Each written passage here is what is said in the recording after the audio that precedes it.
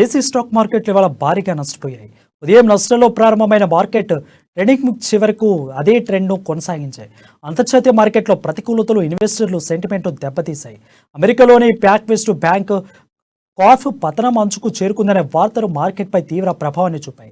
దీంతో ట్రేడింగ్ ముగిసే సమయానికి సెన్సెక్స్ 694 పాయింట్లు నష్టపోయి 61,054కి పడిపోయింది. నిఫ్టీ 186 పాయింట్లు కోల్పోయి 18,069కి దిగజారింది.